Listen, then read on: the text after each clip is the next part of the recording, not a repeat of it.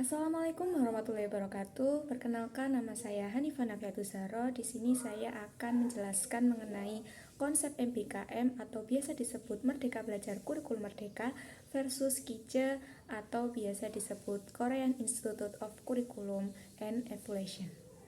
Topik pertama yang akan saya bahas yaitu kelebihan dan kekurangan dari MBKM.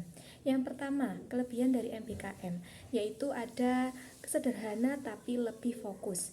Maksudnya di sini yaitu pada penerapan di kurikulum ini, siswa dapat lebih fokus pada pemateri dan mengembangkan kompetensi yang dimiliki oleh siswa tersebut. Dan yang kedua yaitu ada lebih merdeka. Artinya di sini yaitu siswa dibebaskan untuk memilih mata pelajaran yang diinginkan sesuai dengan minat, bakat, dan aspirasinya. Dan yang ketiga yaitu ada lebih interaktif. Maksudnya di sini yaitu siswa dapat aktif dalam mengeksplorasi isu-isu aktual yang terjadi pada saat itu dan dapat mendukung pengembangan karakter serta kompetensi profil pelajar Pancasila. Yang keempat yaitu ada meningkatkan kreativitas siswa melalui kegiatan yang bervariasi dan menantang. Dan yang terakhir ada meningkatkan motivasi siswa untuk belajar. Selanjutnya di sisi lain kelebihan pastinya ada kekurangan. Kekurangan MBKM yaitu yang pertama ada sistem pengajarannya masih belum terencana secara rinci. Jadi maksudnya di sini sistemnya itu masih belum tertata dan perlu untuk diperbaiki kembali. Dan yang kedua yaitu memerlukan peran aktif dalam pembelajaran yang berarti siswa harus menjadi lebih aktif ketika proses pembelajaran sehingga siswa dapat memahami materi dengan baik. Dan yang ketiga yaitu persiapannya kurang matang.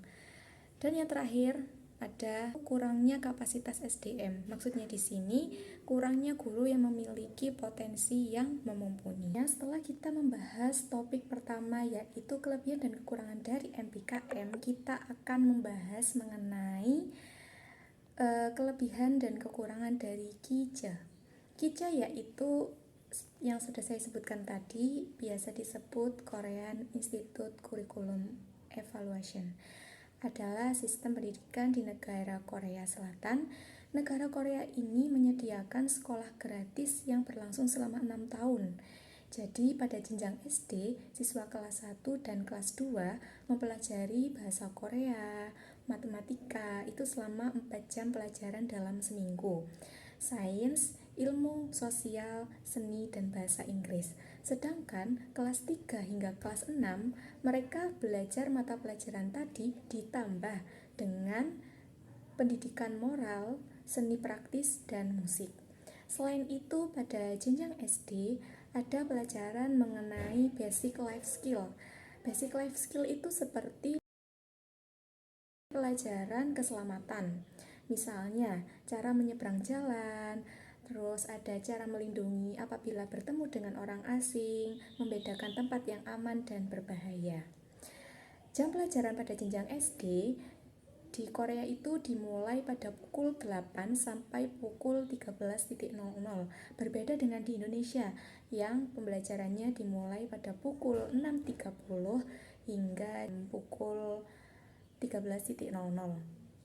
Sedangkan untuk metode pembelajarannya itu menggunakan model pembelajaran STEM atau biasa disebut Science, Technology, Engineering, and Mathematics, atau biasa juga menggunakan kegiatan eksperimen kreatif atau CEC. Nah, setelah penjelasan di atas, kita akan menyebutkan apa sih kelebihan dari KICE dan kekurangan dari KICE ini tadi. Yang pertama kelebihannya, kelas sudah seperti rumah. Jadi di Korea itu mereka itu menganggap sekolah itu tuh sudah seperti rumah mereka sendiri karena fasilitas yang mewah dan sebagian besar sekolah menerapkan bebas bersepatu atau memakai sandal. Yang kedua yaitu memiliki tingkat literasi tinggi.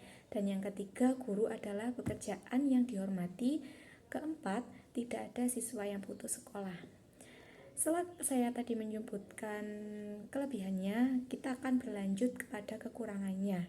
Kekurangan dari KICE ini, yang pertama itu di Korea sangat terobsesi dengan pendidikan. Hal ini dikarenakan setelah selesai sekolah, mereka harus melanjutkan hadir kelas pendidikan khusus untuk meningkatkan kinerja akademis mereka. Dan yang kedua yaitu adanya penindasan. Jadi di Korea itu masih ada penindasan antar teman, sehingga itu termasuk kekurangan dari kurikulum ini. Dan yang ketiga yaitu sistem pendidikan sering dikritik karena menerapkan cara pembelajaran pasif yang terlalu banyak menghafal.